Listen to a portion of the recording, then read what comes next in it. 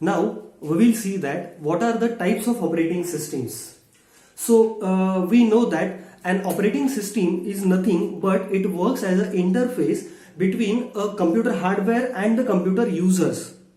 We have seen that particular part already earlier, and we have also seen that there are lots of operating systems in the market. In the description box of the first video of operating system, I have given you the list of more than 1000 operating systems.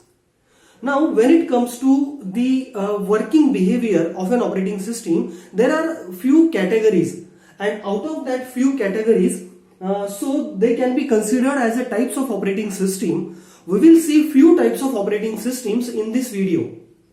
So, we will see that what is meant by batch operating system. So here the work is divided in the batches. In time sharing operating systems, the time is divided, so a proper time quantum is given for the operating system in which it is supposed to execute the complete task. Distributed operating system. So in distributed operating system, the CPU, the memory and the disk is available for different computers and different locations, and from there it is executing the tasks. Network operating system, as we have the client server architecture which we use in daily work, because on the mobile phone where we access the data, it is working as a client, and that particular data is fetched from the server. So it is a kind of an example of network operating system. Now, real-time operating systems. So real-time operating systems are used in the situation where time constraints are very strict. So for example, parachutes. So in case of parachutes, so it has to be started on immediate basis if the request is given to the parachute. So this can be an example for real-time operating system. And now all these operating systems we will see in detail one by one. So first of all, we will see that what is meant by batch operating system. So this is the diagram which represents that what is the batch operating system. Now we know that the operating system actually divides the huge amount of work into small work pieces, and those small work pieces are to be executed by the operating system. And how it is done in different fashion, how it is done, that is to be understood with the help of different types of operating systems. So types of operating systems are few, but the examples of operating systems are many, which I have already given to you. Now what is meant by batch operating system? So as the name suggests that the data is processed in the form of batches. So see that there are different jobs. So this is job 1, job 2, job n. So these are different jobs.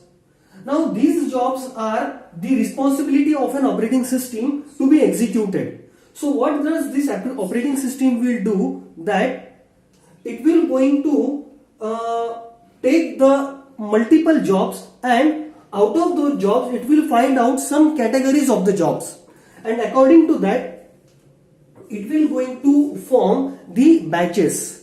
So those batches will be based on the similar types of jobs, and that particular batches will be formed over here. Now this is an operating system. The batch operating system do not directly interact with the central processing unit. So it do not interact with the processor of the computer, but there is an operator. There is an operator which will going to interact with the central processing unit. So what does this operator will going to do? It will going to categorize the different types of the jobs in the batches, and those batches will be submitted to the central processing unit. So in this particular fashion, this batch operating system works. Now let's see that what are the different advantages and disadvantages of this batch operating system. So it is difficult to guess the time required by any job. So this is the first advantage, that it is difficult to guess the time required by any job, because the jobs are divided in the form of batches. Multiple users can share the batch systems. This is due advantage. So it is not only limited to one user, but multiple users can share the batch systems. The idle time for the batch system is very less because all the time the batch systems are busy. So they are never idle. They are having multiple jobs to process. Multiple jobs are divided in the batches, and in the batches it will going to provide it to the processor. Easy to manage large work repeatedly because there is an operator who will going to categorize different types of job, multiple n number of jobs into batches based on some categorization. Now there are few disadvantages also. The computer operator should be well known. This is one of the disadvantage. Batch systems are hard to debug because the jobs are divided into batches. It's sometimes costly. The other jobs will have to wait for an unknown time if any job fails. So this is but obvious that if some of the job will going to get failed, the another jobs have to wait for an unlimited amount of a time. Now the examples of this batch operating systems are payroll system and even the bank statements that we regularly transact in the bank and take a printout of it.